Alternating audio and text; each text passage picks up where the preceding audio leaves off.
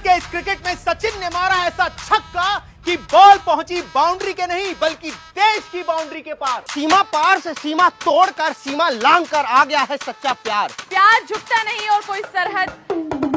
अरे ठीक है आज हम बात करने वाले हैं उसी सीमा की। तो आइए दोस्तों जानते हैं कि इस पर आम जनता की क्या राय है। देखो भैया, अब यूं तो होगी हमारे गांव की बहू।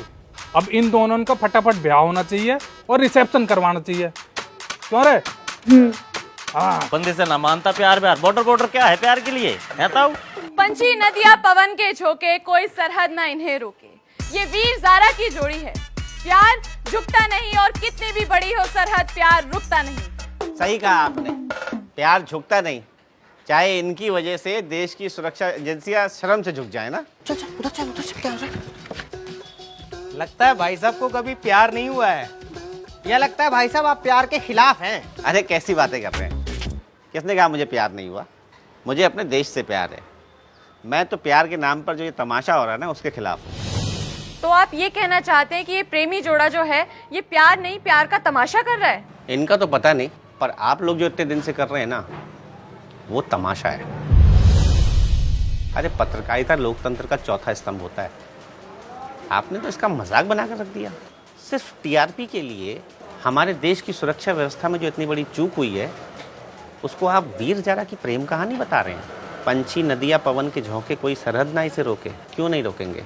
ये हमारे देश की सुरक्षा का सवाल है। सिर्फ आप लोगों की वजह से आज हमारे देश के लोग दो हिस्सों में बट गए हैं। एक उसे यहाँ रहने देना चाहता है और एक उसे यहाँ से भेजना चाहता है। और आप लोग क्या कर रहे हैं? इतना मसाला, इतना तड़का लगाकर उनके इंटरव्यू कर रहे हैं जैसे कि वो कोई सेलिब्रिटी हो। अरे लोग आपको देखते हैं, आपकी खबरों पर भरोसा करते हैं। क्या आपकी जिम्मेदारी नहीं थी कि पहले दिन से ही इसे गंभीरता से दिखाया जाना चाहिए था? पर आपने तो इसे प्रेम कहानी बना दिया, सरहद पार की प्रेम कहानी। अब आप में से बहुत सारे लोग उसे दुश्मन देश की जासूस और एजेंट बताने में लगे हुए हैं। मतलब जहां टीआरपी वहां आप।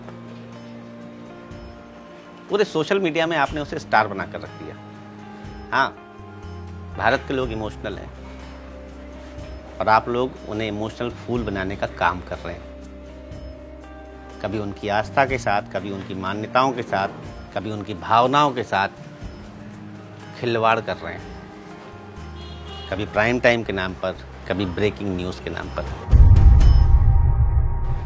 दरअसल हम इतने बुरे लोग हैं नहीं जितना आप लोगों ने हमें खबरें दिखा दिखा कर बना दिया है। आप लोग पत्रकार नहीं हैं, आप लोग एक्टर हैं जो पत्रकार होने की एक्टिंग कर रहे हैं। क्या हुआ? बुरा लगा? दरअसल लोकतंत्र को अगर किसी से खतरा है ना तो वो अपने चौथे स्तंभ से ही है। अरे हम मानते हैं कि पत्रकारिता में दोनों पक्षों की राय दिखाई जानी चाहिए, पर ऐसे चिल्लाकर, हल्ला मचा मचा कर। कौन है हम? बहरे हैं? ऊंचा सुनते हैं? देश के राष्ट्रीय मुद्दों को छोड़कर आपको अपनी न्यूज टमाटर, अदरक और एलियन में दिखाई देती है। वो भाभी है, जासूस है, बहू है या एजेंट है, क्या आपका फर्ज नहीं बनता था कि इस सब को छोड़कर इस बात पर फोकस किया जाना चाहिए था कि ये देश की सुरक्षा व्यवस्था पर सवाल है? सोचिए, अगर कोई आदमी ऐसे आ गया होता तो क्या आप ऐसे ही खबर बनाते? नहीं ना।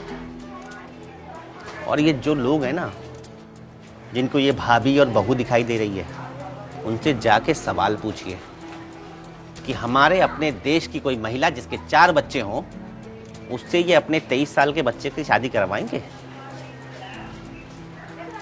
लेकिन नहीं, आप ऐसा नहीं पूछोगे क्योंकि इसमें टीआरपी नहीं है ना।